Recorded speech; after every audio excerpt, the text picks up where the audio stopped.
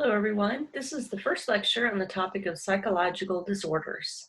In this lecture, I wanted to introduce the definition or introduce the concept and talk about what gets defined as psychological disorders, and maybe also talk about It's 11 o'clock. anxiety disorders or conditions that are known as anxiety disorders.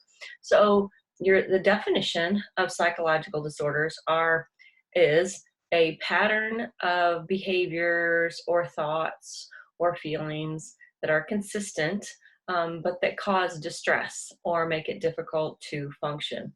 I think it's important to stress when we talk about what's defined as disorder is that throughout human history, what's considered disorders is contextual. It's contextual to time, it's contextual to place. There are some disorders that we acknowledge in the West, in our culture, that they don't acknowledge in other parts of the world. And likewise, there's some disorders in other parts of the world that are not acknowledged in our culture. The one I always think of, or the one that I've read the most about, is, I haven't read that much about it, but it's it's a disorder associated, it's a kind of anxiety disorder associated with men about fear that their penis is going to, or their testes are going to ascend back into their body. And I have never met an American man that has this fear. There's also a kind of anxiety associated with cannibalism, about being cannibalized, about being eaten. I don't know anyone that has that disorder either, right? So in the third box here, you have a picture of, well, actually it's not this one, but this is the big tool. And this shows up on a quiz question. What does DSM stand for? And it's right here. It stands for the Diagnostic and Statistical Manual of Mental Disorders. This is the big book.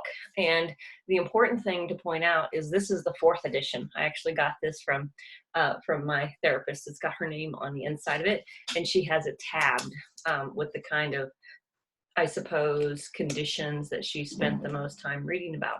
The key here, the one thing I really want to highlight, is this is the 4th edition, and in 2012, they came out with a 5th edition. And every time this book is rewritten, it's got different disorders in it. And this just goes to illustrate that what is considered disorderly, what's considered not normal, changes over the course of time. Like in the DSM-3, I think it was, homosexuality was considered a disorder. In the DSM-4, right, it was not. In the DSM-4, you have autism as a kind of developmental disorder, and Asperger's is a kind of developmental disorder. In the DSM-5, those are considered autism spectrum disorders. So the point is that these things change. I recently finished reading a book about loneliness, and her last chapter, she discusses how loneliness should be in the book. And I haven't looked at it. I haven't looked at it to see if loneliness is considered disorderly, but she argues that it should be. Now, so these things change. What's the point of the book? The point of this tool is that it's something that all people who work in this field, they can have a shared vocabulary. They can use, and if you were to open one of them, it would say things like that the criteria. So a person has to have 3 of the following conditions for 2 weeks or more. So that leaves you wondering, what if I only have 2 of those conditions and they're for 4 weeks? Or what if I have 4 of those conditions, but they're only for a week and a half? Does that mean I don't get a diagnosis? So what I always tell my friends, and anyone who cares about my opinion, is if you are in the market for a disorder, in other words, if you are seeing a professional trying to get mental help and you don't get the kind of label that you think will be helpful, talk to somebody else. They're no different than any other kind of doctors, that we all see different things. A medical doctor might see one thing, and so get a second opinion. Always get a second opinion. In my experience, when I was trying to find help for my son, I went backwards. I felt like I knew what he needed. So I started with, because this book also offers tips or suggestions for treatment or intervention. And I knew what kind of intervention would work best for my child. So I started with the intervention, and then I worked back to get the diagnosis or the label that would be helpful to go with that intervention. So these books are kind of expensive, so it's quite a, you know, I'm pretty flattered that I got a copy of the book. So in the quiz question, I would ask you about DSM, what does it stand for? And then what is it good for?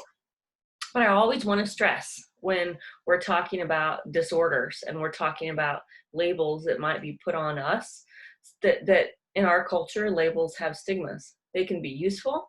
Some stigmas, some labels are more useful than other labels. But the key, I think, should be the last part of that definition. And that is when whatever you're struggling with, whatever the condition is, interferes with your life. And when it becomes a problem for you, that I think that is the key, right? Because some people might just want to throw labels around and give people labels, but when whatever you're struggling with becomes problematic and makes it difficult for you to live the life that you want to live or accomplish the goals that you want to accomplish, I think that is where these labels and these diagnoses are useful. I'm going to stop that lecture right now and let my dog out, and then in the next lecture we'll talk about anxiety disorders.